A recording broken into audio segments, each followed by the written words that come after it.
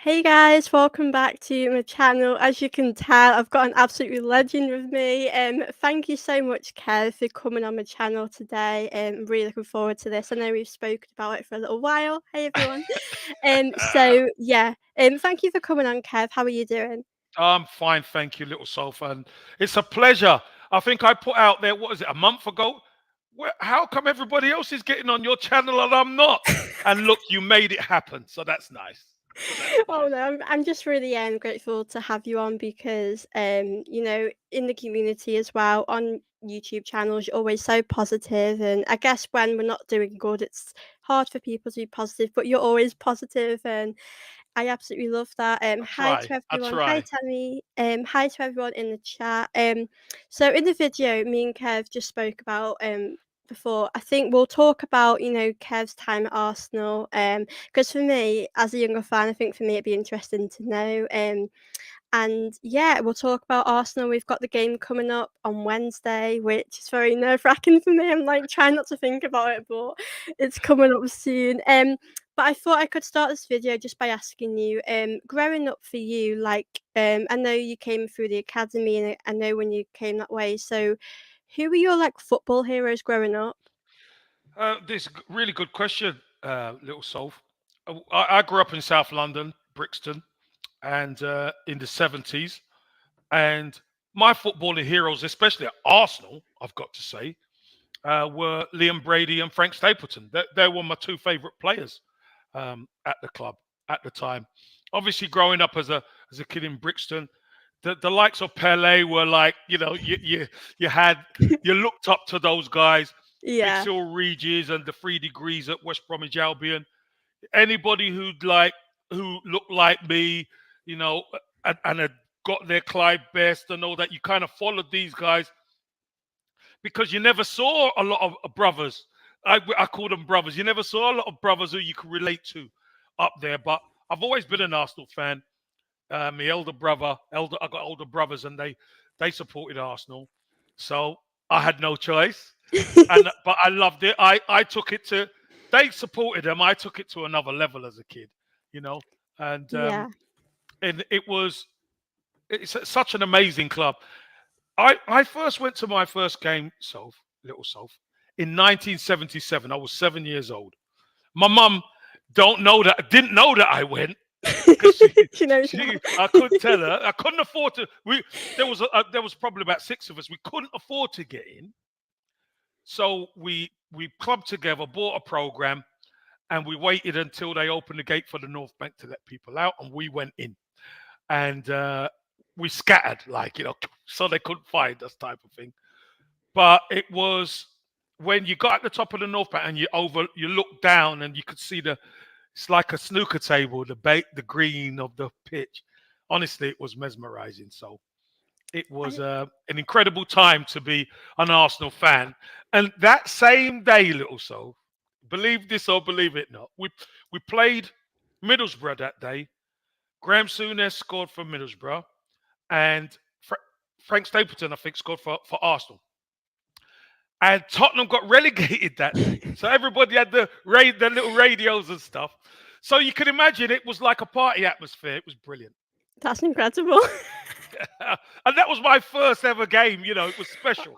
That it couldn't get better, could it? That's just No. amazing. As you said though, Arsenal was a team you watched growing up, and you supported, and you Little made Soph, it. hold on. Little Soph. Hardly ever watched them. Mm, So I used to listen to the games on the radio. Arsenal had a big tussles back in the day with Liverpool in cups and all that. It used to go to replay after replay. But the TV, it's not like now where you could watch it yeah, all you on can find a TV. stream and watch it. Yeah, Yeah. it was the radio. You used to tune in on the radio, and you can imagine it was like it was a roller coaster on the radio. But it was great. Do you know, it's weird how times change because for me, I'm quite visual, so I couldn't imagine having to listen to Arsenal. Like, I'd much rather have to watch them. But I love that. And obviously, you had a very successful time at Arsenal. You made over 200 appearances, you scored 59 goals, and you won a league title and an FA Cup, the League Cup, the Cup Winners' Cup. So, looking back on it now, obviously you're a fan growing up. How does it feel to have won so much there and to have represented the club you supported growing up? Well, for the likes of myself, uh, at first I never, when I was growing up, I wanted to be a footballer. Of course you Mm, do, but the odds are so against you, yeah. and then because you're not sure how good you are. But I think me playing with a lot of older players helped me. So when I got scouted by the club, and at that time you could train with a few clubs, used to come in, and Pat Rice used to coach us, and Vic Akers. So they used to be really good with the youngsters. Myself and David Hillier and everyone, we're coming through the ranks, and to be able to be offered a YTS, which was like a apprenticeship at Arsenal, it, that was the dream. So you join, you come in as a 16-year-old, and you got a new manager. George Graham had taken over, so that was the beginning of everything. Uh, to see players who were a bit older than you, like Rocastle, Mickey Thomas, those guys, then get the opportunities to go into the first team and play. I wanted that to be me, obviously. When you're coming through there, I Yeah. want to be with the guys. I really want to be with the guys. But it took a little bit of time. But it's going to take a bit of time trying to get through at Arsenal. We had a really good youth team. We won the FA Youth Cup, which the boys are playing tomorrow, right?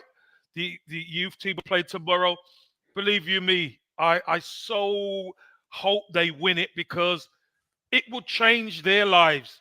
Not everybody's going to make it, so, Mm. but it really will change their lives, because they'll always share that bond with that team.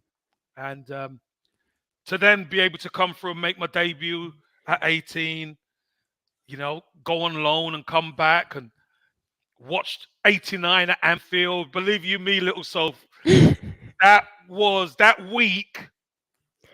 Arsenal were top. You just think about this: 3 games to go. Arsenal were top. They lose at home to bottom of the table Derby, 2-1 at Highbury. Then they're playing Wimbledon at home midweek, draw 2-2, and then they've got to now go to Anfield on the Friday and win by 2 clear goals. And Liverpool at the time were like Manchester City now. Now, yeah. So that's why I believe the boys can do it. I really do.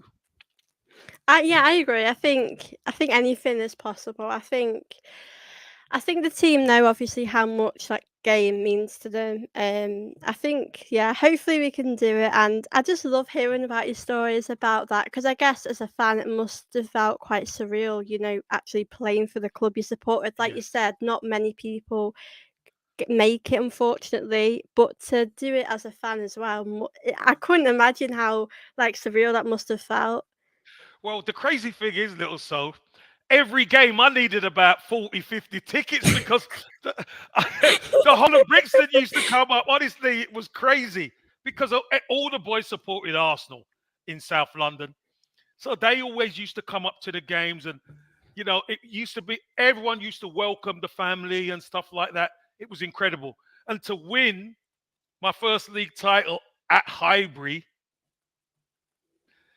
it's amazing. To be successful with Arsenal as a team, and to travel away and play for the football club, to wear the badge, to wear the flannels, blazer and flannels that we used to wear, and be very smart and stuff. It was special time. And do you know what?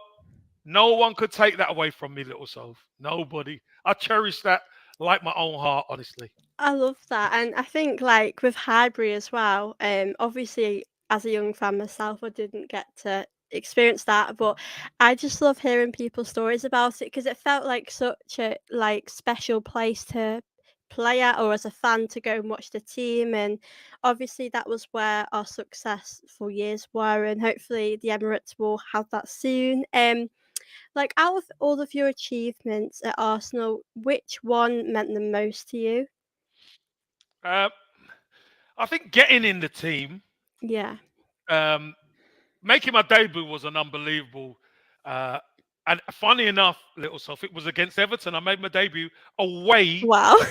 yeah, against Everton. Funny enough, I got him for 12 minutes, and I got the bug. It was incredible. But seeing the team be successful, and I was training with the team from such a young age, 16, 17. I was training with the first team and stuff, but I didn't really. I weren't ready. The manager said, "You're not ready." So I said, "Send me on loan and get me ready." So I went on loan twice. I went to Leighton Orient and I went to Leicester City at the time. So Leighton Orient were in the old fourth division, which is like League Two now. And then I went to Leicester, which would be the Championship. So I done pretty well Mm, there.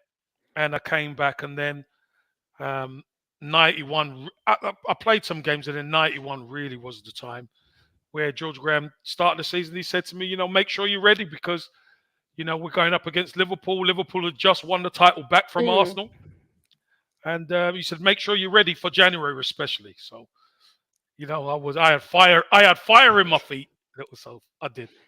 I love that, and I love that you never sort of gave up, and you were just so determined to play for Arsenal. And like with George Graham as well, I did want to ask you about that.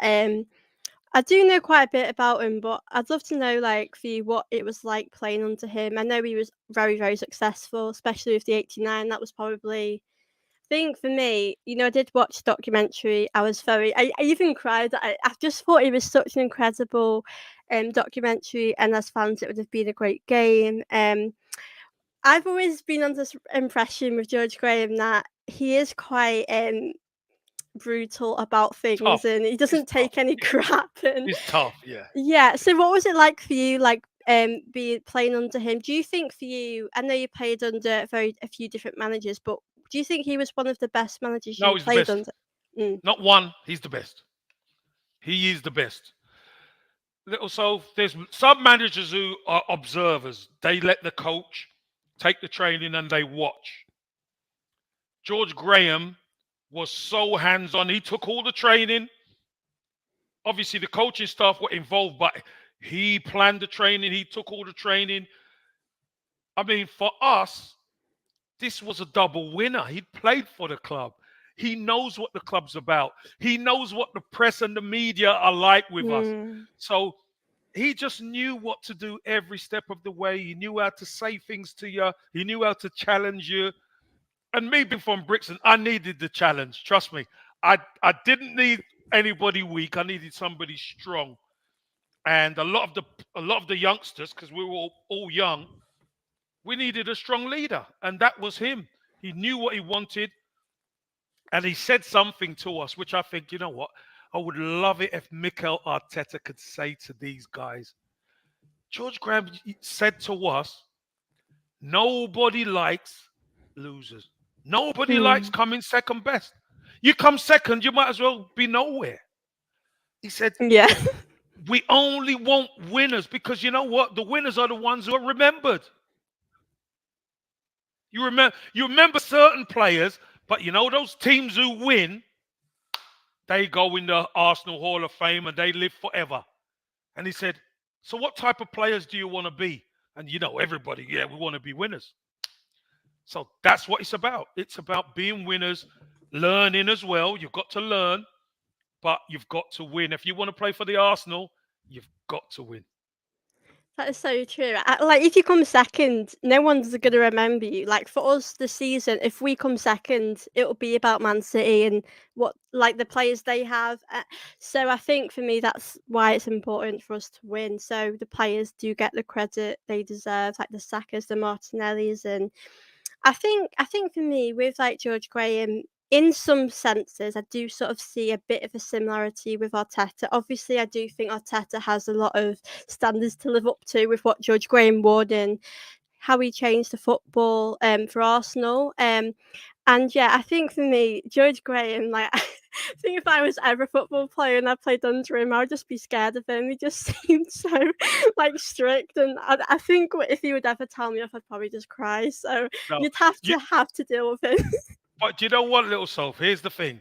He would work out what type of person you are. Mm, And if you were the type of person who needed an arm around them, mm, he would do that with you. he would speak to you differently than he would speak to me.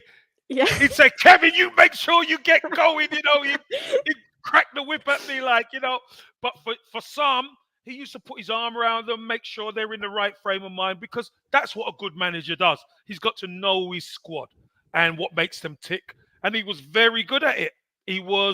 Well, the best I've ever been managed by at doing it. And he took a young Arsenal team and he won two titles. He won. Arsenal were the last team to win in Europe with a depleted squad. So he knew what he was doing. He was a fantastic manager, and Mm. it's just sad how it finished for him. But again, if you're a winner, your legacy lives on. Yeah, definitely. I think for me, like obviously when people look back at Arsenal's history, I know a lot of people do think of the Invincibles, but I do think a lot of Arsenal, how they became like famous and how, the style of play came from was probably George Graham and the players they had. And for me, like looking back at players like Rocky and Righty, like I think they were just people who represented this club so well. And obviously you did play with them. I would love to know though, at your time at Arsenal, who would you say the best player you played with? It's Well, hard, but I know it's hard, but I mean, you look at a legend who's got a statue outside. mm, I played against Burkham, but I played with Tony Adams, who was an incredible, not only player, but an incredible captain. So, anytime you hear people talk about captains at Arsenal, Tony Adams' name gets mentioned. It has to be mentioned. So, I could say Rocky was the most gifted, mm, 100%, because when we used to train, the manager used to restrict him to two touch, and we could take as many touches as we like because he was that good. With nobody would get the ball off him, he was brilliant. Um, Probably Tony Adams um, was incredible.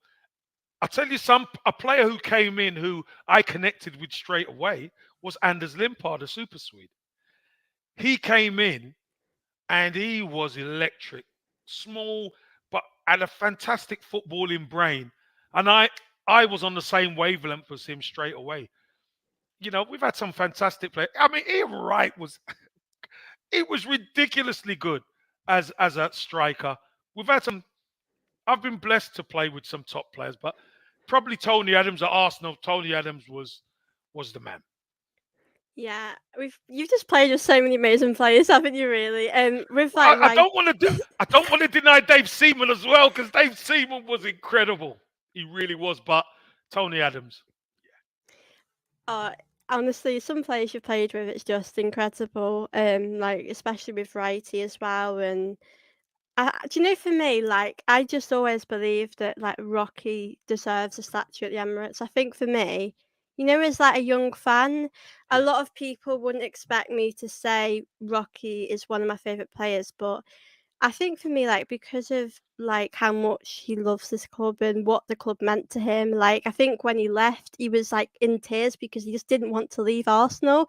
yeah, And it's just great to see, you've played with so many amazing players that just truly care about the club, like the way you do. Even now, you still have so much love for this club, years on, and um, I absolutely love that. And I'd love to know, like, obviously, when you came through the youth team, what advice you think, looking back now, you think you'd give to your younger self? Good question. Um, Advice I'd give to my younger self is probably the same advice I got off Pat Rice, who obviously had captained the club. He lifted trophies for the club. His advice to me was, if ever you're going to fail at something, fail by not having the talent. Don't fail by not putting in the work. So if somebody's more talented than you and they outwork you, you've got a big problem. So nobody should outwork you. It should then come down to who's the more talented. And that really put me in good stead, because if anybody on here is used to watch, I didn't always play up front. under George Graham. I played wide. I played on the left, wide on the right. I played left midfield, right midfield, centre forward. We could mix. George Graham taught me how to be able to play all these different positions, little soul. So even when we played Palmer in the Cup Winners' Cup final, for instance, Mm. myself and Merce played wide. Alan Smith played up top on his own, but we had a job to do on their fullbacks who used to cause major problems for teams. Palmer were a very good side, but we had to do a job on their fullbacks, and that's what we done. So to learn how to win, sometimes you have to sacrifice yourself, and that's what George Graham was all about. I love that. And also, like, when you did have to play in different positions, did you think you struggled with that, or do you think it just took you a bit of time to adapt? Or Uh, George Graham was such a good coach that he would put sessions on the training ground, and he would see whether you actually get it. And I'd been around the team such a long time. I got it. I tell you what, though, little soul, it really helped having Lee Dixon behind me, because Lee Dixon used to virtually control me with his voice. If I would come back and pick up their wide man, he said, "I don't want you on my toes. Go in front of him and stop the ball into him and pressure the fullback." He said, "I'll deal with him." So he made life so much easier for me, so I could just concentrate on the fullback, for instance. And whenever I played on the left, Nigel mm. would burn the same. I don't want you on my toes. You push on. The way we played was pretty progressive. So I had a lot of help. I had good midfielders. I had good defenders. I needed the help, little soul. Let me tell you, I needed the help. But you know, to be successful, you do need good people around you. Yeah, I think obviously with George Graham, him being such a good coach and knowing what he's doing, I think that probably helped you, didn't it, with having to play in different positions. And I think that just shows what a great manager he was. Individually getting the best out of each player as well. Like, we all know what he's achieved, but I think, like, I'm sure most of the players who worked under him will always look back and think of what a great, how he helped them, what a great manager he was. So I absolutely love to hear that about Judge Graham. There's a question here. Now, I will go on actually to talk about the Arsenal team, and I'll answer this question in a minute. But Mhm. I did want to ask you, with like the current Arsenal team now, which like players would you love to play alongside? Well, I've got to say, any one of those boys up front, I think they're electric. Jesus is unbelievable. Saka and Martinelli are just they're so young, but they're so talented, little soul. I think the player I'd most like to play with though is Martin Odegaard, because as a striker, I think he's got a left foot that will open a can. He's unbelievable. So I think Martin Odegaard, for me, I'd love to play with him. But there's so many good players at Arsenal right now who are doing us so proud. They're doing us so proud. But on a personal note, I think Martin Odegaard, just because he's always looking forward and looking to hurt the opposition. Yeah, it's hard, isn't it, to pick about players now because in this team there's just I just love all of them, so it's hard to pick one player. I think Odegaard as well. What I'm happy about is that I feel like with Arsenal, it's like his home now. When he's had times at Madrid and other teams, and it's not really felt like home. And I think now I do think he is playing his best football, Yeah. and I think he's really happy here. So I completely agree. Now talking on like this team, I just love this team. I love the manager. I just think it's just such a special team. Obviously we are challenging for the title, but I think at the start of the season, none of us would have thought we would be in this position. In my opinion, I thought we would hopefully get in the top four. I think missing out last season, we did have to get in the top four this season. But what have you made of the season so far? It's been an incredible season. I've got to say that. I think the team have connected with the fan base in such a beautiful way, little soul, that the fans are starting to realize how useful they are, and how much of a lift it gives the team, whether they're home or away, having the best away record in the league, doing so well for such a long time in the league, that the fans play a big part. But I've got to say, Mikel and his staff have done such a fantastic job behind the scenes. You know, remember, this is Saliba came in. It's his first season in the Premier League. He's been absolutely incredible. And yeah, do we miss him now? Of course we miss him, because he's an excellent level. But I still think Rob Holding's doing a decent Mm. job. I do. You know, the fact that we've had a wobble, we've had a creak, and we've had a shake, but we haven't break. We're not going to break. That's the most important thing. So I just think, when you look man to man, we've had to put up with certain injuries here. We've had to put up with Jesus not being there for a couple of months. That's huge. That really is huge. But we stuck there. We stayed there, and now we're in the running. We're in the running to win the league. Couldn't ask for no more than that. So, and you know what?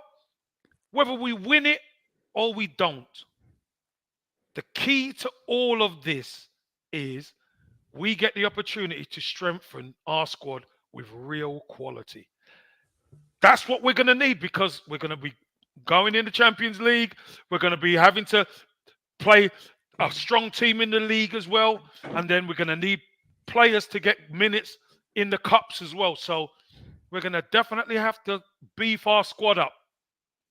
Yeah, definitely. I think, like, with the players we've brought in, I think Jesus and Zinchenko, I think for me, I do believe they have really improved this team. I think they have that experience, and I think it's really helped us. I think for me, Zinchenko especially, I think his mentality is just amazing. Like, he's came into Arsenal not just wanting top four, but wanting to To aim win it. higher. Yeah, to win. And He I wants to think win it. Yeah.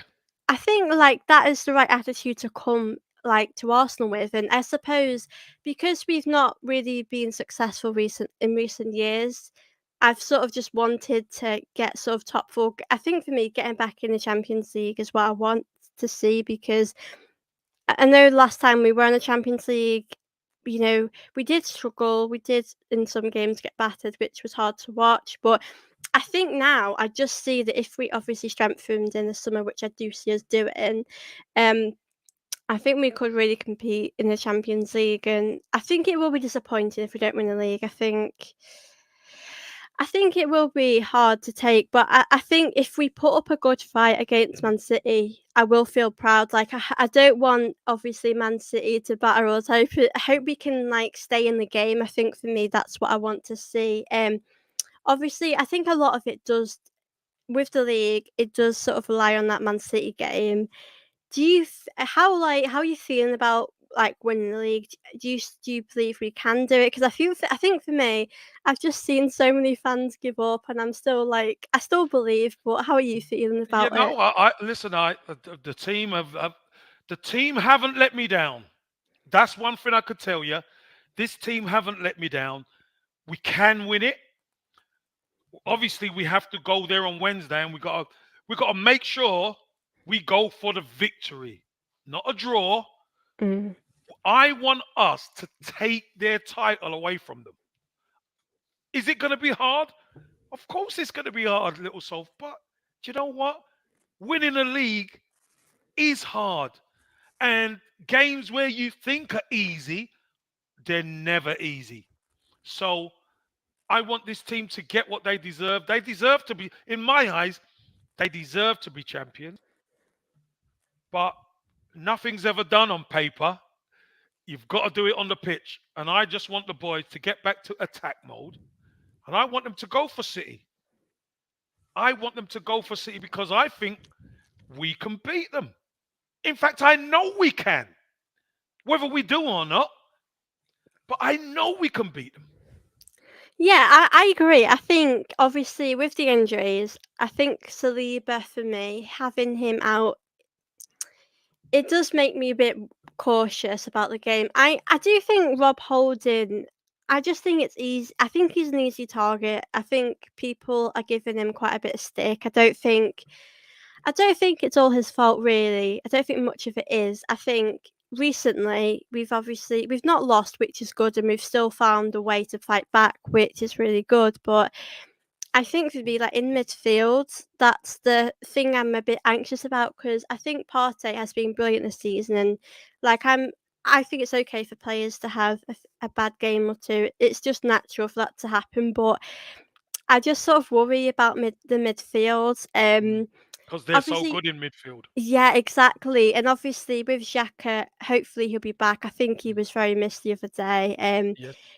Would you change anything for the game? Like, obviously Vieira did come in as well. I feel bad for him because he did get quite a bit of stick online, but I think if Vieira did play, he would probably really need to step up. Because I do want to win this game. So, would you make any changes for that game on Wednesday? I think if Xhaka's fit, he plays. Mhm. I think everything kind of went against Fabio Vieira on Friday because, as PW says, our defensive errors, especially on Friday, he didn't even get a chance to get in the game and we're 2-0 down. So then Southampton could just sit there, and it's very difficult when a team just wants to sit back and, you know, it makes life so much harder for the likes of Vieira who want to have a good game, but the opposition could just they're just playing to stop you then. Um, so I think it's going to be difficult. I think if Xhaka's fit, he plays. I think if Xhaka's not fit, you might see somebody like Trossard come in um, into that midfield area. I think that could happen. Um, and somebody else who's on the pitch who can do something going forward. Or you might see Thomas Partey kind of move to the left and Jorginho come into the midfield. It could be either one of those. I think Holding plays as well. Yeah. I think Holding plays. I think you're right. I think he's been made a scapegoat of. He didn't make a mistake. It's just other players made mistakes. And Southampton, I'll tell you what, we've got to give them some credit. They set some traps for us and we fell into the traps. It happens. You see, people sometimes think, Little Soul, that the opposition just turn up. They don't. They watch the videos. They see what you do well. And what do they try and do? They try and take that away from you. And if you're going to do like try and play a ball between two players and they read it, then you're in trouble. So I don't think there's been any season I can remember where we've conceded 2 goals in the first minute. 1-0 Yeah. down in the first minute is crazy. So yeah, we I we do literally have to buck up. for that game, I literally came home, turned the TV on with 5 minutes, and I was like, "I can't believe we've just conceded so early on." I was like, And I then couldn't deal two, with the stress. and then two, Little Soul. It's like, what's going on? I mean, I was pitchside. I was in the stadium. To be fair to the fans, I've got to say this. There was a point second half at 3-1 where the fans got a bit quiet because you know what? Mm, It looked like we had possession, but we weren't hurting the opposition. But after 1-0 down, the crowd were good. After 2-0 down, they rallied. Got back to 2-1. You could imagine the atmosphere in the stadium was fantastic. 3-1, then you think to yourself, hold on a minute. It's not our day. And I, yeah, I could understand that, but I tell you what, when Martin Odegaard scored, the whole stadium got up and you could just feel the atmosphere back as it usually was. Equalise and then you hope let's get the fourth. But unfortunately, Trossard shot hit the bar. But the fans, the team need us. The team really do need us, and the more we could support them through thick and thin, the better. yeah, definitely. And that game was quite stressful, honestly. Do you know when we were 3-1 down? I actually thought I might head to bed. So I thought I was getting ready, and I missed the Odegaard goal. And I Oh thought, you no! know what? I'm staying up for this because I knew as soon as Odegaard scored, we'd get another. I thought we were quite unlucky actually not to win. do you know, in the end, I think Trossard hit the crossbar, Yeah, and I thought, how unlucky are we? But I think that's good. I think like a point, is better than nothing. And I think the way we've come back this season, like in recent seasons, I think we've had a mentality issue. We struggle to find a way to come back in our head. Like when yeah, we're down, we can't really pick ourselves back up. And I think with the team we have now, I think they're fighters. I think they'll fight until the end. And that's why for me, we might not win the league, but like I wouldn't say that we have bottled the league or we will bottle the league because I just see this team as like a very young, talented side that no one expected to win the league. People would hope we would get top four. Um, and to have like challenged, I just think it kind of doesn't. It's like hard to think about because I never thought we would. But I just think people shouldn't really give up just yet because Man City could lose a few games. I don't think they will. I think they're full of confidence at the moment. They've got like if we have a few players injured, then we're in trouble. If they do, then they've got that their squad depth that we really sort of don't have, which is unfortunate. I did also want to ask you. I've sort of people have said this to me. I'd love to get your thoughts. Obviously, we know how big this game is on Wednesday. mhm. Would you sort of say this is the biggest game since moving to the Emirates? Because a lot of people have said that, and for me, that's quite like a bold statement. So, for Oh, you, they're would right. you agree with that? Yeah, I would. This is look. Uh, I've got some questions for you as well. Come the end, little Soph. But I really do think this could decide the title. And I know if Arsenal win, we haven't won it. And if City win, they haven't won it. And if it's a draw, nobody wins it yet. I understand that. But I think for confidence wise, all the odds look against us. Manchester City are hit form, they're wiping the floor with people and they're doing this and doing that. It all looks like, should we even turn up? But they're the games that have made the Arsenal over the years. Going into the backyard of our rivals and getting wins where probably we shouldn't have. Going to the likes of Liverpool in '89 and winning 2-0. You know, doing things that buck the trend. Now, it remains to be seen whether this team could do that. But the way they've performed this season, it wouldn't surprise me if they went there and beat City, because if they beat City, that knocks City's confidence, and Yeah. our confidence goes through the roof. That's what we need, little Soph. That's what we need. It's just whenever I think about the game on Wednesday, I'm so nervous. Yes, Newman, I'll be terrified. Um, I think what worries me is I'm not saying this is the case this season, but in like recent years, when we're under pressure, we sort of crumble and we struggle to manage. And I think now we do obviously have the experience, and I definitely think bringing the Man City players in have definitely helped with the mentality. And Mm. last season, missing out Champions League, the players really.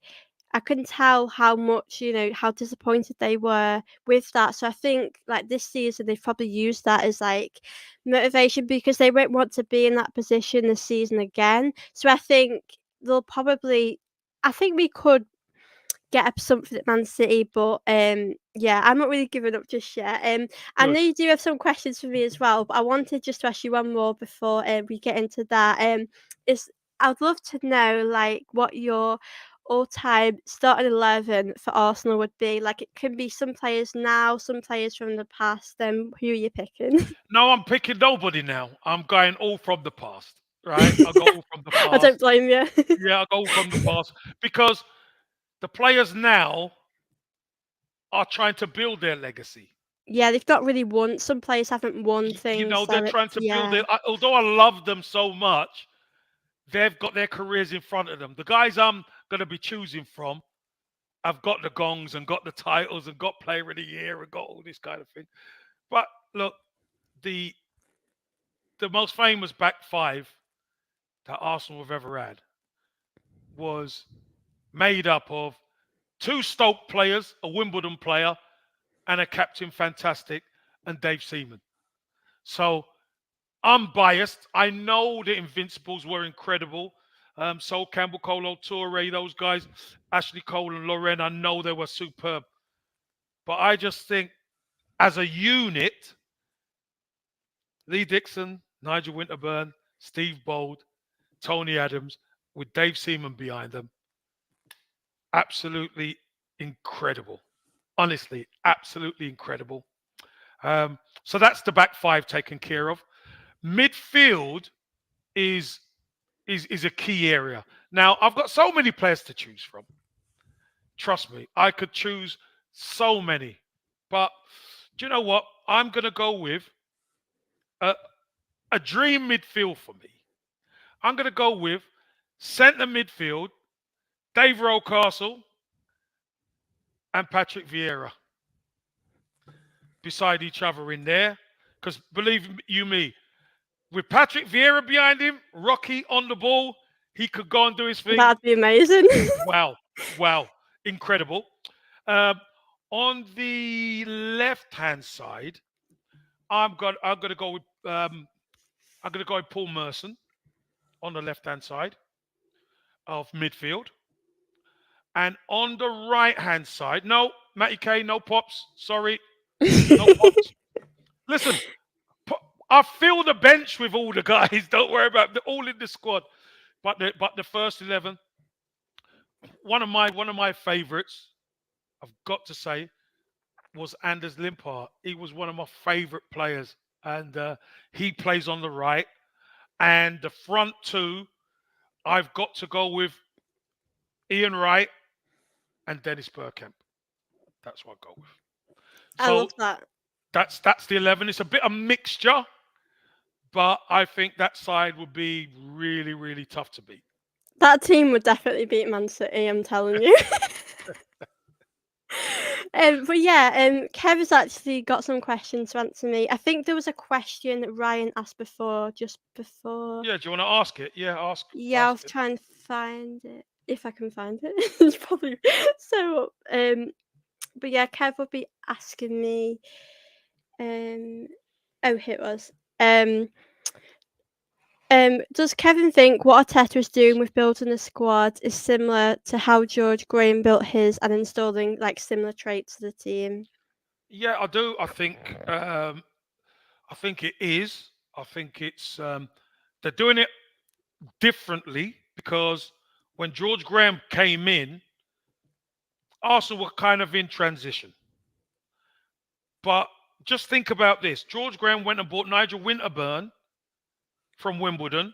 He went and bought Perry Groves from Colchester. Can you imagine what the Arsenal fans will be like? Little soul. He went and bought Lee Dixon and Steve Bold from Stoke. There would be believe you me, the fans back then weren't happy when they saw these are championship players and da da da da da da da. But George Graham knew he could mold them into a unit that would be virtually impossible to score against, and they were. He said that would be the backbone that the club is going to be built on for 10 years, and they were. These guys were such great servants to the club. But I think Mikel Arteta has started to find his form now. His players. Ben White at right back, who I think's had a fantastic season. Saliba with Gabriel and Zinchenko. That's what's put us at the top of the league. Having that back four, Mm, Ramsdale in goal, who's made some crucial saves. We know he's still young. He still can make a mistake at times. But you tell me which mm, player don't make a mistake. exactly. Mistakes will be made. The key is don't make them crucial ones. That's Yeah. that's that's the big challenge. I agree with what you were saying because, like, when we got Ben White from like Brighton, fans were not happy, were they? Yeah. Like, um, I think as well, like with Ramsdale coming in because he was in like a championship side, I guess people did judge him, and I think for Ramsdale, I think because of who he has defensively, that helps him probably as a player because I think, like, the Ben White, the Tomiyasu, Zinchenko's, like I think having that around him as well probably makes him a better player because I think defensively we're really good. So I think fans I don't know if much has changed with fans now because even when Jorginho came, people weren't happy, but Yeah, listen, fans are going to be fans, little soul, and yeah. in their head they think these guys are not good, but I think Mikel Arteta, Edu, and the backroom staff have proven, trust us. Look who we've brought in, and look where they're challenging at the top of the league. Because don't forget, we're still top of the league, and I'd much rather have the points in the bag than be playing catch up. I'll tell you that. Yeah, I would too, definitely. Give me those points. Give me those points. So, can I ask you a couple of Yeah, questions? go ahead, ask me. Uh, Little Solve, how long have you been a Gooner? Well, it's quite an interesting story. Like, I supported Arsenal. I would say I started watching them in like 2014, but I'd proper got into them, I'd say 2015-16 season. Nice one. Nice one. Okay. Um, have you ever seen the Arsenal win a title? And that would tell me you haven't No. because you got it at 15, 16. So you've obviously watched the videos Mm. of title wins. And I just think to myself, if you're the new generation, what did you expect a title running to be? Because you didn't expect Mm. us to be in a running. What did you expect it to be? Did you expect it to be as nerve wracking as it is? No, actually, I didn't. I mean, I think with Wenger, I think we did get close. I think it might have been in the 2015 season or 2014. I think we were close then, but I think for this season, I didn't. I think now it's very nervy. I think a lot of the season, yes, we've lost games and draw games, not often though. Now it's getting really nerve wracking. So I didn't expect us to win every game or to draw like all the time, but it's just a lot nerve wracking than I thought I'd say because I want to relax and I can't because like even when I think throughout this time I've always took it a game at a time because like even before we were going to Anfield, a lot of fans were saying how we were going to batter Liverpool, and I just knew that wouldn't be the case.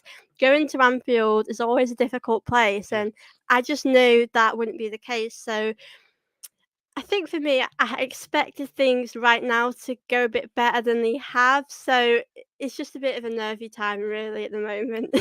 And you know what, little Solve? Imagine the way you feel, and then having to go and play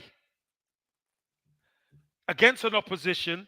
There is a Yeah. different pressure when you're at the top. Going for top four and going for the title is a different pressure. So now there's pressure on the players. We've seen a few mistakes. We've seen us go 2-0 up at Anfield, 2-0 up at West Ham. Seen us, and this is probably the best of all, go 3-1 down at home and come back.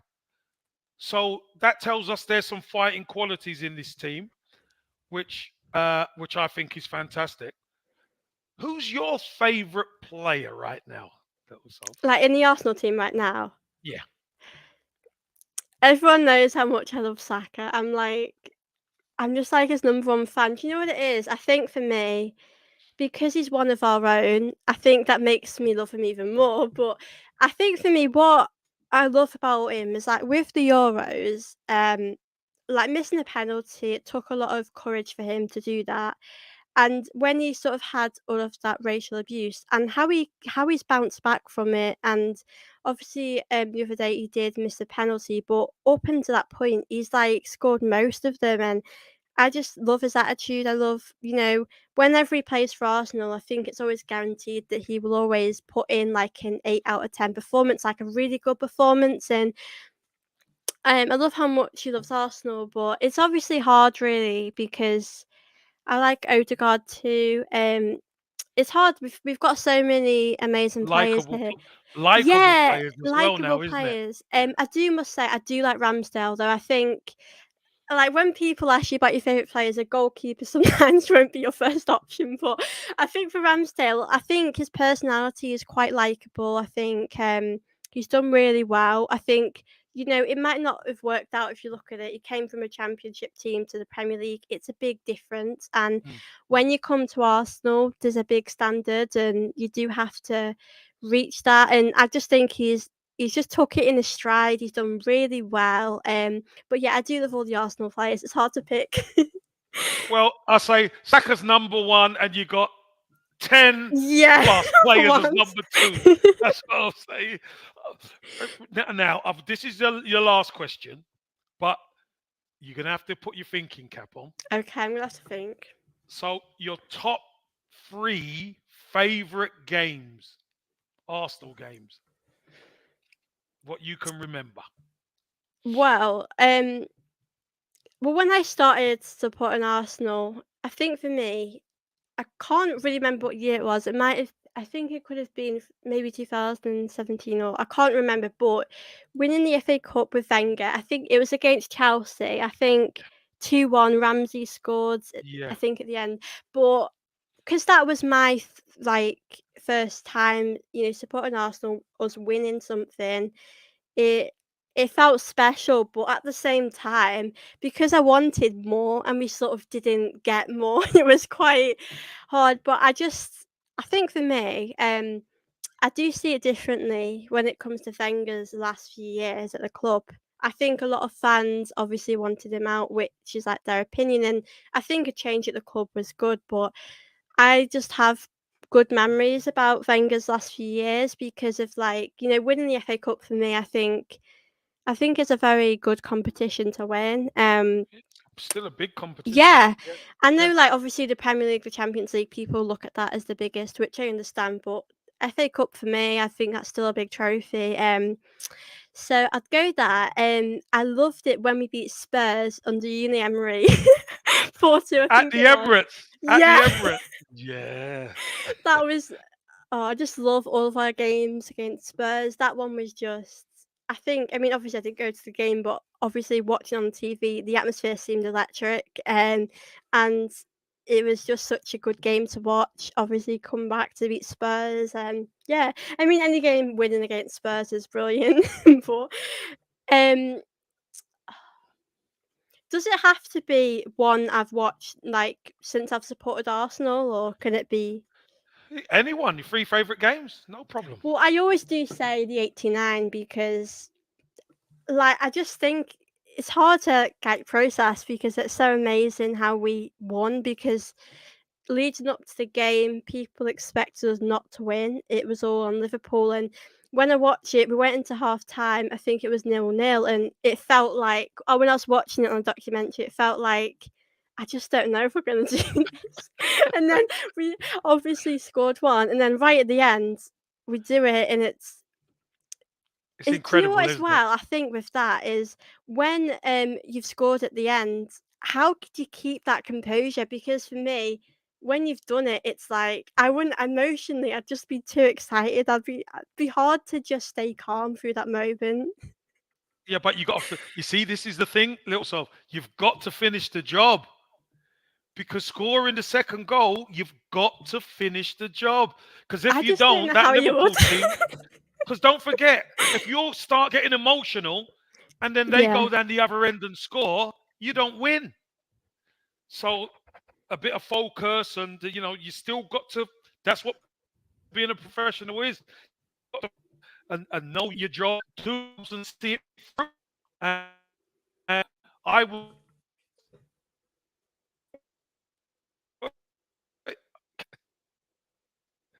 back. can you hear me? Oh, yeah, okay, you went off for a minute. I'm back now. I'm back now. Yeah, that's Sorry. okay. I think I bumped the wire out. I bumped the wire out. Um, little soul, little soul. What you've got to do, you've got to be focused, and that's why I kind of relay that side to Mikel Arteta and this team. Clearly Yeah, focused. The season, there's 6 games to go. That's all. It's a 6-game season. You win 6 games, you win the title, and we can do it.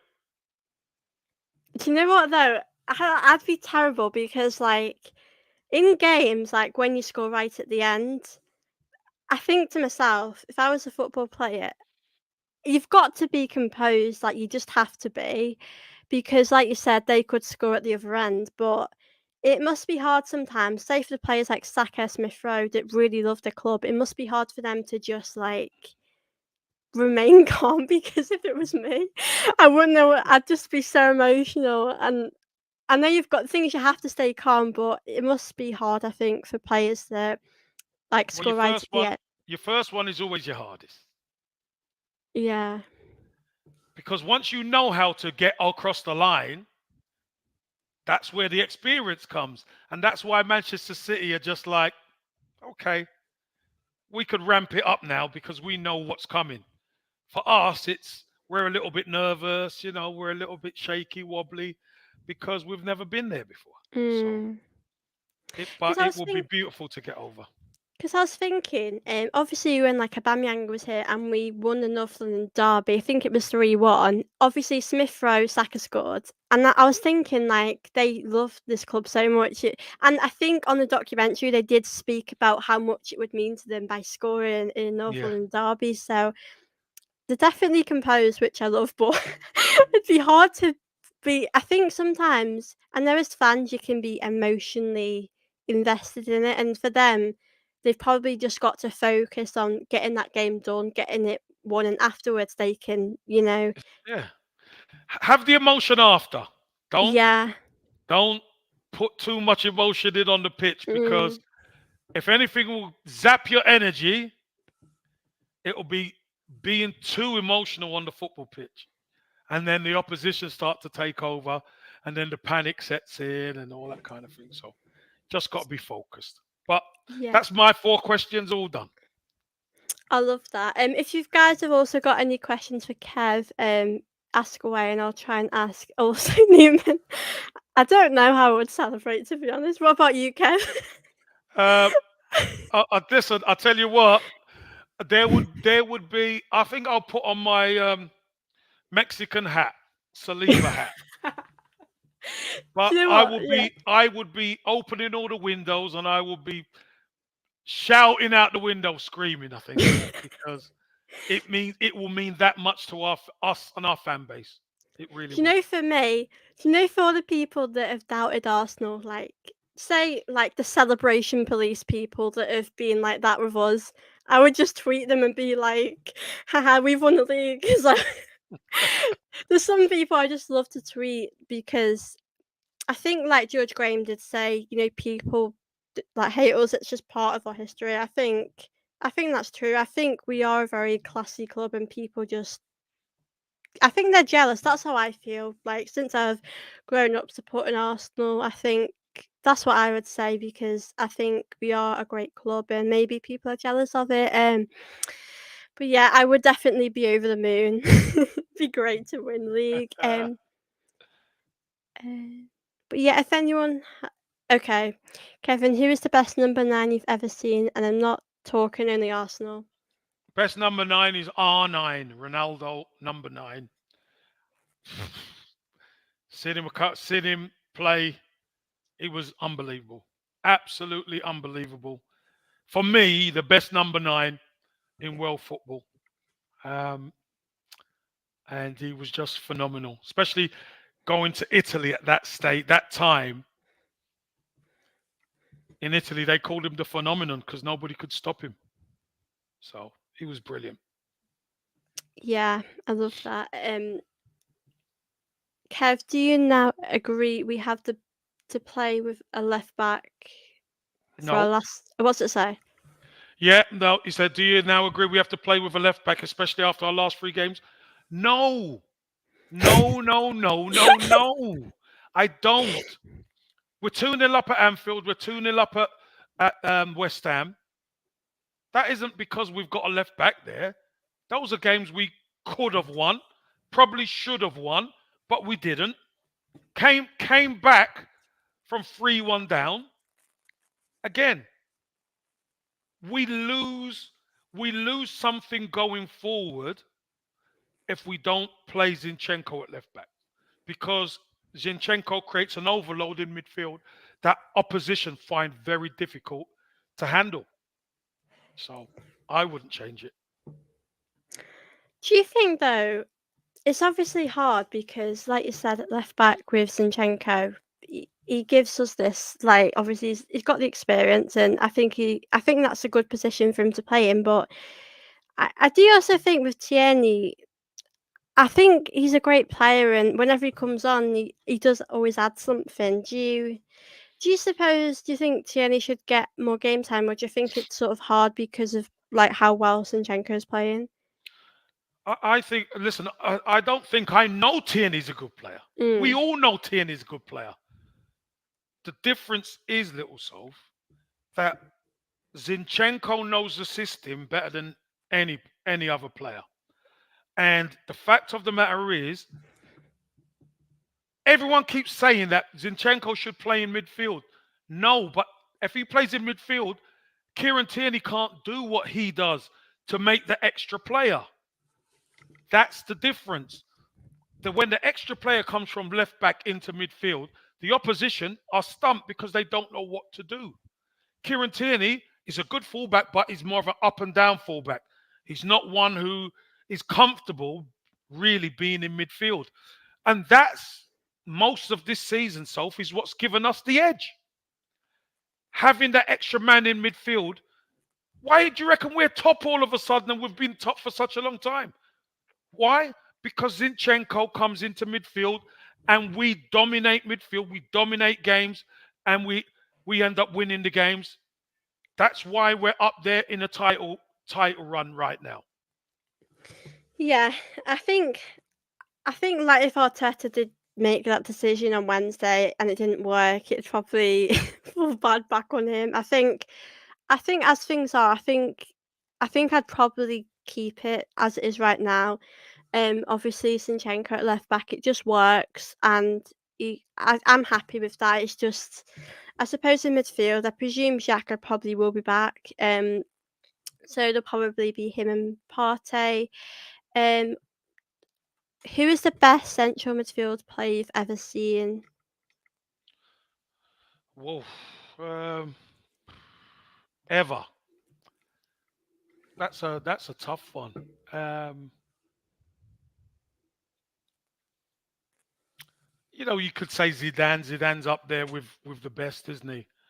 Um, some of those some of those Brazilians back in the 70s, man. Whoa, unbelievable. Some of those Dutch players in the 70s as well were absolutely incredible.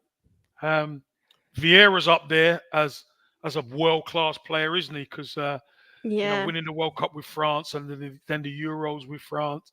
Vieira's a man mountain. He's been incredible. Um, but some of the best have been at Barcelona. Xavi was what a player he was. Xavi and Iniesta, they were two. Do I have one? Um, probably not. Um, One of my favourite ones was Donadoni at AC Milan. He played with Carlo Ancelotti, um, and stuff like that. Brilliant. Zico was like a forward, like a number 10 Newman, at Brazil. Zidane was brilliant. Do I have one? No, I like to share this one out, little Solve. I think there's been so many brilliant players in the central midfield. Um, yeah, It's hard to I'll pick, share it. isn't it? There's just so many Tough, amazing tough players to pick over one. the. But my favourite at Arsenal was Liam Brady. So there you go. And he was a midfielder who could play left or centre. I'd love to just ask you a question before we go. Out of all time, like it doesn't, it could be a player you've played with, or it could be just a player you like growing up. But who do you think is like the most underrated Arsenal player? Underrated, I would say, of all time. Yeah, it could be yeah, maybe players you've watched growing up, or Geordie Armstrong or Alan Smith.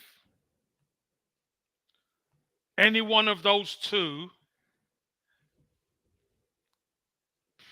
fantastic players, brilliant players, but didn't I don't think didn't quite get the Mm. recognition they deserved. Yeah, didn't quite get the Yeah. recognition they It's a deserved. hard question, I suppose, because I guess we've had so many amazing players over the years. But Kev, it's honestly been such a dream come true to talk to you today. And I've really, really enjoyed the stream. It's like gone so quick, and I know it's gone quick. I guess time flies when you're having fun. That's right. That's right. So um, hopefully, little Soph, you have me on again sometime. I'd love that, Kev. You're always welcome anytime on my channel. And thank you guys for the comments and the questions for Kev and I. It's been great to have you in the chat as well to talk about Arsenal. And yeah, I've really, really enjoyed it. A big thank you to you all for coming in and showing me support. Means a lot. And yeah, Kev, Hit the like very button, please. Hit the like button. Show Sophie some love and show the stream some love. And you know it's squaddies, if there's any squaddies in the house. Thanks a lot, Newman. Newman, Thank you yeah, very much. Tammy's still here. Listen, thank you. And you know how it goes. Squaddies stick together. Take care. Bye.